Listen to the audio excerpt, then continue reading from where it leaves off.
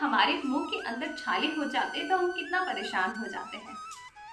आप सोचिए कि अगर यही छाले हमारे पेट के अंदर हो जाए तो हमें कितनी तकलीफ होगी। हाँ जी, तो आज हम बात करने वाले हैं पेप्टिक अल्सर की, हमारे पेट में होने वाले छालों की, कि यह क्या होते हैं, इसे हम योग के द्वारा कैसे दूर कर सकते हैं, इससे दूर करने के लिए हम क्या खा सकते हैं, क्या खान पीन होना चाहिए, क्या चीज़ें अवॉइड करनी चाहिए। तो आज के इस सेशन में मैं आपको सारी जानकारी दूंगी। तो नमस्कार, योग चिकित्सा के इस चैनल में आप सबका बहुत बहुत स्वागत है। तो आज हम स्टार्ट करते हैं। सबसे पहले जानते हैं कि आखिर यह पेप्टिक अल्सर है क्या। तो पेप्टिक अल्सर हमारे फूड पाइप, जिससे कि खाना अंदर की तरफ जाता है, फिर हमारे स्टमक में तो ऊपर जो छोटी आंत होती है, छोटी आंत के ऊपरी भाग पर, तो फूड पाइप पे और छोटी आंत के ऊपरी भाग पर कई बार छोटे छोटे छाले हो जाते हैं, जिसे हम पेप्टिक अल्सर कहते हैं। यह होते क्यों है, इसका मुख्य जो वजह है वह यह है कि हमारी खाना पाचन में जो सहायक एंजाइम्स होते हैं, और खासतौर पे एसिड जो हमारा खाना पचाने में सहायक होते हैं, वो जो एसिड है जब वो ज़्यादा मात्रा में हमारे शरीर में निकलता है और हमारी जो खाना पचाने वाली जो लेयर होती है, मतलब हमारे पेट के अंदर की जो लेयर है, म्यूकस लेयर खास तौर पे, उसको धीरे धीरे डैमेज कर देती है। जब वो लेयर डैमेज हो जाती है तो उसमें छोटे छोटे छाले हो जाते हैं, जिसे हम पेप्टिक अल्सर कहते हैं। तो अगर जब वो छाले हो जाते हैं तो हमारा खाना अच्छे से पचता नहीं है, हमें पूरे दिन भर ऐसा फील होता रहता है जैसे कि उल्टी आ रही है, नोजियाटिक फील होना, वॉमिट आना, जी मचलाना, और उसके साथ साथ भूख कम लगना, पेट के ऊपरी भाग पे, खास तौर पे चेस्ट के जस्ट नीचे एंड स्टमक के ऊपर वाले भाग में यहाँ पे पेन बना रहना, या हम खाना खाते हैं तो एकदम से बहुत तेज दर्द होता है, कई बार जो दर्द हो रहा है वो एकदम से सबसाइड भी हो जाता है। तो ऐसी बहुत सारी चीजें हैं जो सिर्फ एक वजह से पेप्टिक अल्सर की वजह से हो रहा है।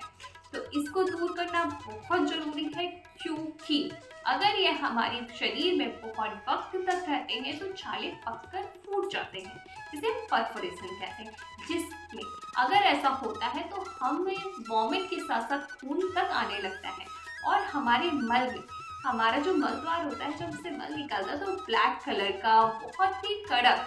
तो यह सब बिकॉज ऑफ हमारा खाना अच्छे से नहीं पच रहा है, खाने के जो सही पोषक तत्व तो हमारे शरीर को लगने चाहिए वो नहीं मिल रहे हैं। यह हमारे पेट में जो अल्सर है उनको बढ़ाता जा रहा है, और इतना दर्द, असहनीय दर्द होता है।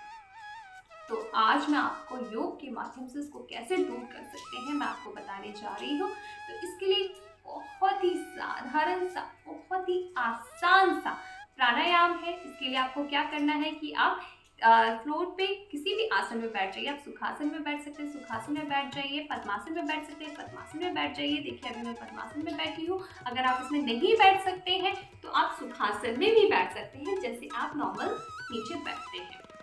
अगर आप नीचे नहीं बैठ सकते तो आप इसको चेयर पर बैठकर भी कर सकते हैं। आपका बैक स्ट्रेट होना चाहिए, आपका नेक स्ट्रेट होना चाहिए। आप इस तरह से आपके हाथ आपके घुटनों के ऊपर। अब आपको क्या करना है कि आपको आपकी जो टंग है, देखिए उसको किस तरह से मोड़ना है।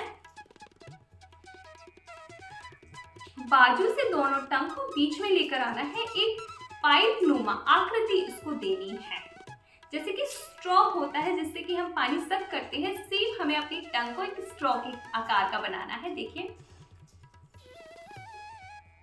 ठीक है। तो उसके बाद आप सीधे बैठ जाइए, अपनी टंग को फोल्ड करिए,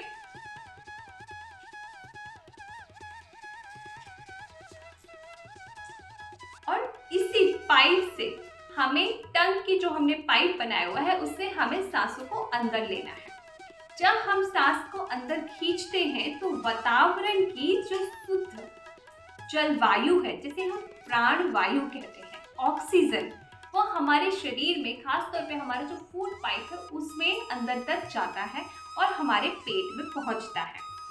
वह हमारे जो एसिड है, जो हमारे शरीर में ज़्यादा मात्रा में बन रहा है, जिसकी वजह से छाले हो रहे हैं, उसकी मात्रा को घटाता है और हमारे शरीर में अल्कलाइन की मात्रा थोड़ा सा बढ़ाता है। तो यह बहुत ही उपयोगी प्राणायाम है। इसको करने की दो तरीके हैं। एक ये कि आप टंग से सांस लीजिए और नाक से सांस छोड़ दीजिए, और जो दूसरा तरीका है वह यह है कि आप टंग से सांस लीजिए और पेट में उसको थोड़ी देर के लिए होल्ड करिए, जिसे हम कुंभक कहते हैं। योग की भाषा में पूरक, रेचक और कुंभक कहा जाता है। तो कुंभक मतलब होता है ब्रीदिंग को होल्ड करना, थोड़ी देर के लिए रोकना अपनी सांसों को।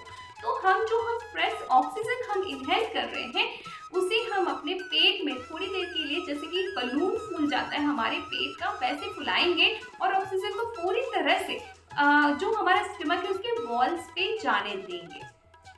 फिर धीरे धीरे नाक से सांस छोड़ेंगे। चलिए मैं प्रैक्टिस करती हूँ, आप लोग देखिए और मेरे साथ साथ करिए।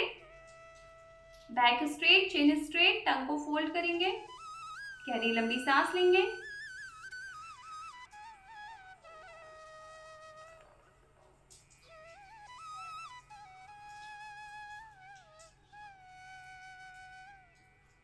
अब मुंह को बंद करेंगे, पेट को फुलाएंगे,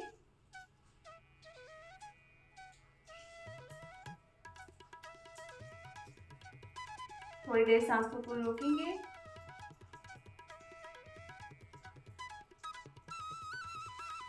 अब सांस छोड़ते हुए नाक से पेट अंदर की तरफ और पूरी सांसों को नाक से बाहर छोड़ देंगे।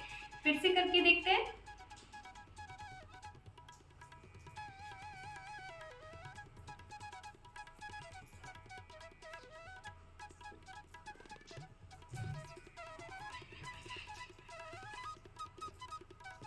तो इस पूरी प्रक्रिया को आपको कम से कम 3 से 5 मिनट करना है।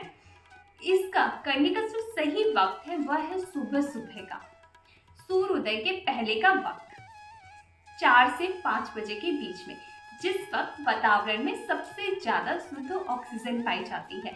अगर आप इस वक्त किसी भी पेड़ के नीचे या खुले में आप जाके बैठे और टंग को इस तरह से फोल्ड करके गहरी लंबी सांस लेके जब आप इस तरह से प्राणायाम करेंगे तो आप देखेंगे कि आपकी जो पेट के अंदर एसिडिटी वाली जो समस्या है वो पूरी तरह से चली जाएगी सिर्फ कुछ ही दिनों में।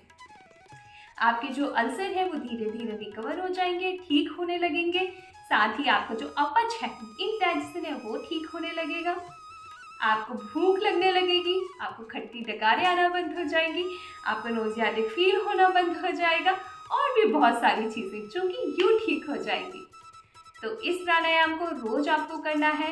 इसके साथ साथ आपको अपने खाने पे बहुत ध्यान देना है। इसमें आपको जब तक आप ये प्राणायाम कर रहे हैं तब तक तो ये चीज़ों का परहेज करना ही है, जबकि इसके साथ साथ आपको लाइफ टाइम के लिए भी इन सब चीज़ों का परहेज करना है, जैसे कि तेल, गरम मसाले, लाल मिर्च आपको पूरी तरह से बंद कर देना है।